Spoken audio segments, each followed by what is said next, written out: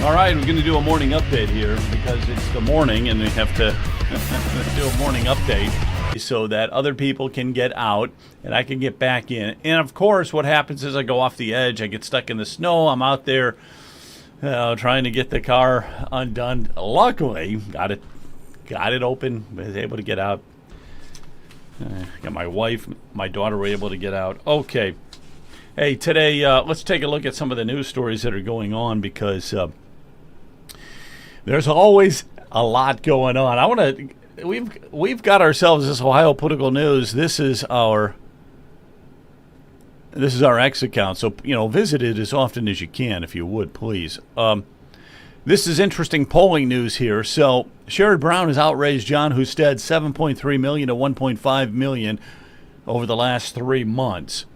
So that sounds like good news for Sherrod Brown over John Husted. That sounds like good news, but he's getting so much of that money from the outside. It is outside sources that are funding Sherrod Brown. It's not here in Ohio. I don't think Sherrod Brown has a chance in this election. I'm a little biased, of course, because I'm a Republican, but I really don't think that he has a chance. He's been in politics 50 years. He was ousted by Bernie Moreno, who, by the way, is doing a fantastic job as a senator, a U.S. senator. Bernie Moreno, top notch. But that money is coming from the outside, and the reason is because they are desperate.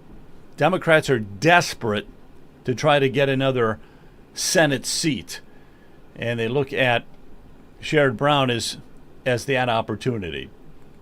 So they're looking at this as an opportunity for the Democrats to unseat a senator. I don't think it's going to happen. We've got a lot of firepower at the top of the ticket. Ramaswamy is going to garner a lot of attention. Trump has already endorsed him. Trump will come on again and endorse him. Trump will endorse Husted.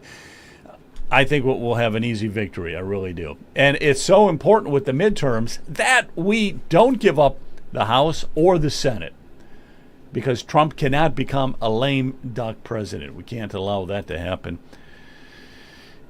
Let's see. Republicans, it's time to pass the SAVE Act. Alex Triantafilou, who is the chairman of the Ohio Republican Party, wants to thank John Husted and Bernie Moreno because they are pushing that legislation to get the SAVE Act out of Congress. The SAVE Act is you got to show voter ID. You have to show ID, and it has, photo ID when you go to vote. That's the SAVE Act. That will save the republic.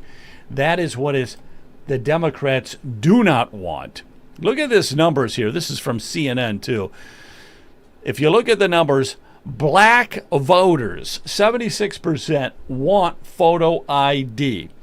White voters, 85% support it, and Latino, 82%. These numbers are staggering when you figure that when you're talking 82, 85% of the white voters want photo ID. There's a lot of Democrats that are in that voting as well. These aren't just Republicans they're polling. They're polling people in general, and 82% of the Latinos and 85% of the whites and 76% of blacks want photo ID. And it goes to show you just how fed up we are with these phony elections. Just so fed up.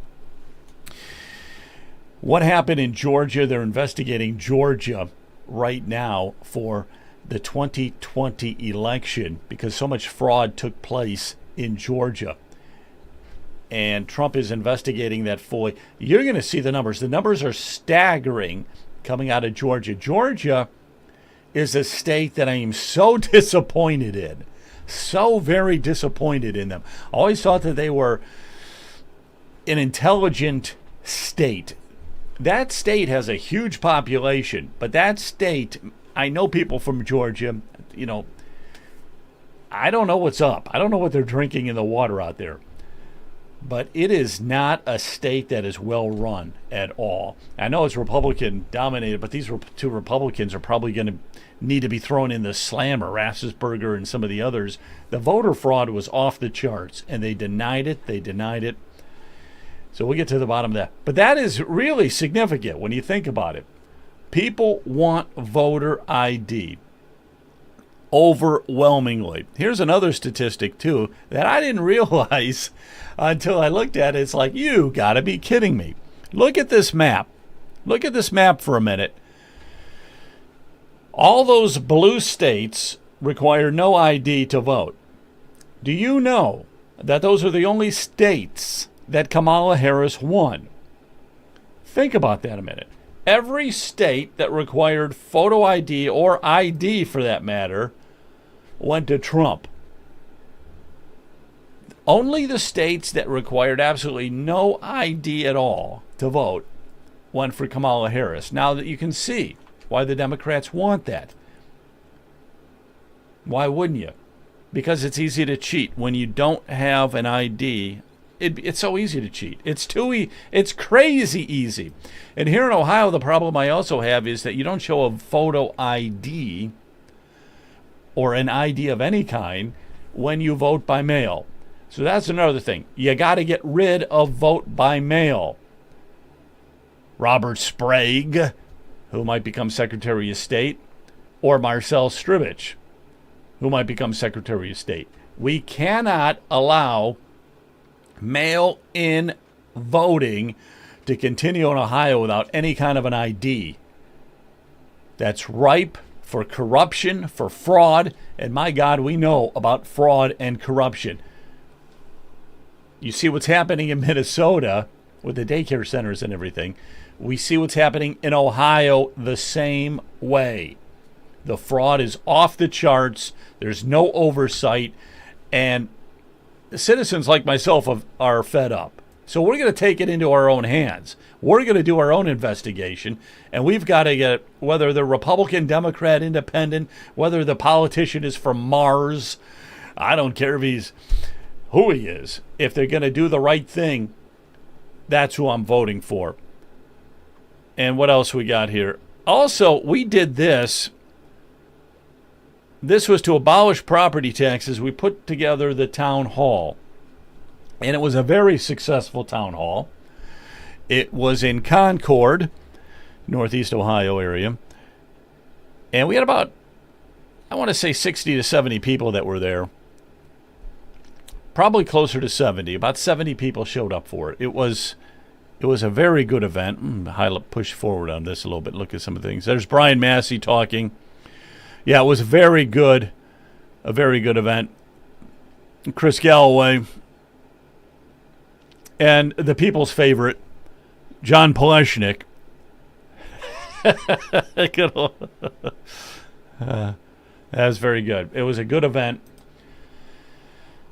And the thing with the abolished property taxes is this is something that we've got to get on the ballot. So we're trying to collect the signatures, get it on the ballot. We know there's going to be a lot of pushback if it does get on the ballot. The teachers union is going to go berserk. You're going to have auditors, county commissioners. They're all going to go nuts, okay? Because their jobs would be in peril. They may not be able to keep their job, but even besides that, they don't want to do any kind of work.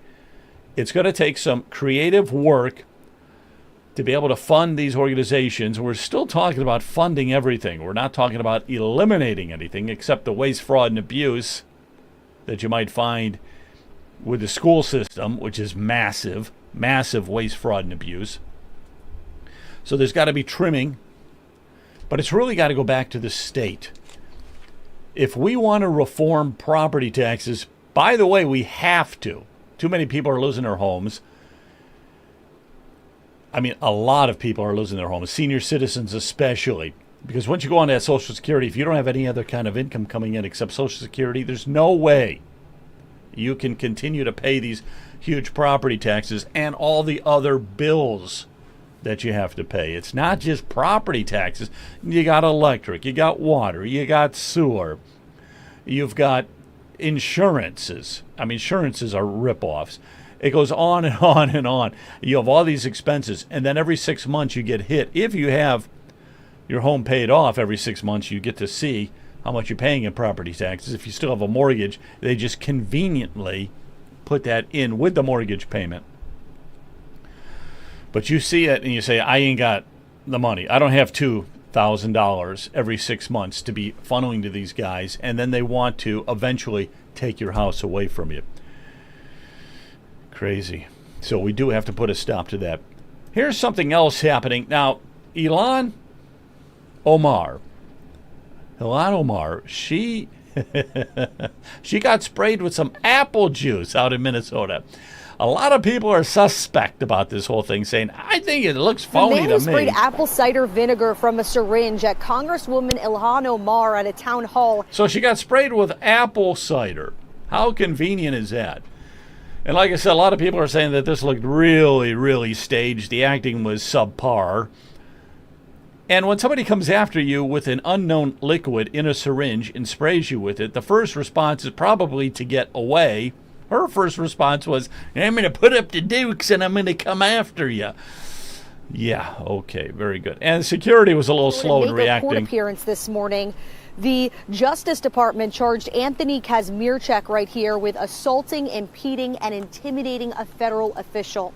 Now, meanwhile, in an interview with Al Jazeera... This news coming up here, I want you to listen to this. This is crazy. Because what's going on here is you have the head of a teachers union in Minneapolis, Minnesota. She's on a Zoom call. It's never a good idea to say what she's going to say now on a Zoom call. This is, again, not very Minneapolis smart. Teachers Union, well, she proudly admits that elected officials are in signal chats. They're being used to share information about where these federal agents are. Listen. The notion that people that are actively engaged in ICE Watch, in being vigilant in protecting our neighbors, in signal chat groups, running plates in their cars, doing patrols, that somehow we're ashamed of that activity, that somehow you could call our bosses or show our faces and then we would be shunned by our community. Our bosses are in the signal chats with us. Our elected officials are in the chats with us. So I don't quite understand. She's doing a Zoom call, but this is the teachers union. All right. This is they are radical leftists. A lot of this whole teachers union stuff is radical leftist communism infiltrating the minds of our youth. And she's saying, oh, well, all the politicians in Minnesota are on the chat, these signal chats with us. They're all involved. The politicians, all these leaders, all these civic leaders are involved. You can't. It's not the smartest thing to say on a Zoom call. Wow. We knew the corruption was big in Minnesota, but now it's off the charts. Absolutely off the charts. Here's something that's... Nope, I just lost it. Talking about Ramaswamy, how he's up by 8 points in the polling, which is a good thing. He's up by 8 points in the polling. I quickly scan this here. We've got to pass the SAVE Act. I want to get back to that for a minute. We've got to pass the SAVE Act. This is going to save this country. When you look at Congress, it's run by the Republicans. We have a slight majority, but do they do anything? Are they doing anything in Congress? It seems like the only one really doing anything is Trump. And he pushes and he pushes and he pushes. The rest of them are career politicians, and maybe they'll get out of bed and maybe they'll try to accomplish something, the congressman. We've got to get the SAVE Act across the finish line. You have to have voter ID. If the Republicans get that across the finish line, the Democrats know this, it's going to be a whitewash. We are going to win the midterms easily. And it'll be 2 more years to Trump. 2 more years to Trump to get done what he needs to get done. One other issue I do want to talk about here that I pulled off of Cleveland.com, and it has, again, to do with the schools. It seems like they're always in the news. But this time they're complaining about school vouchers here in Ohio. House Bill 671. This is being sponsored by Jamie Callender. He's a state representative out of Lake County, and he's a Republican. Now, what he is saying is that he wants Ohio to deny state support to any school district as long as the school district is involved in legal action against the state. And there's a lot of school districts involved against the state in legal action. And what is it? Because of the voucher program. The schools, the public schools can't get enough money. So they're saying, we want the money that you're giving to the private schools. And the answer to that is no, you ain't going to get it. Okay? So they're claiming that the state has $1 billion voucher program that's hurt funding for traditional schools. Who cares? It's our tax dollars. First of all, think about this a minute. It's our tax dollars that are going to the state. So if I want my tax dollars to come back to me in the form of a voucher so that I can go to a private school with my kid, I have that legal right. It's my money. And the problem here, too, with local property taxes is it's my money. Why am I forced to give it to a school system for the rest of my life? Even after I die, they continue to take property taxes, whoever else owns the home. The kids didn't go to public school. The kids are not going to public school. You may not even have kids. So this is not legal. And it's got to be stopped. This is the whole idea behind abolishing property taxes in the first place. We got to stop this nonsense, okay? Now, there is a Franklin County judge who's agreed with local school districts that the amount of funding for the state providing to private schools hurts the public schools. So now you have this liberal, they don't give the name, just a Franklin County, but Franklin County is as liberal as it gets, okay? That's in Columbus. So they have a Columbus liberal judge who we really need to know who this guy's name is and find out. Judges shouldn't be able to hide behind the title judge. If you're going to come out and make a ridiculous statement like that, judge, we need to know exactly who you are. So it's being appealed. It's not going to, they have no case. There is no case. It's our tax dollars. And if we don't want them to go to some public school, we don't have to send them to the public school. There's no way that you can just hold us hostage by doing that. And finally, the last thing I'm going to talk about, and I don't have a lot of information on this, but we're talking about the FirstEnergy scandal. I did have a lot of information. I can't find it right now. We're talking about FirstEnergy. If you remember back in 2019, we had House Bill 6, which was the nuclear power bailout. It was the largest scandal in Ohio history that we know of. And some of the characters involved Larry Householder, who got 20 years in prison. He wanted $60 million for the bribe.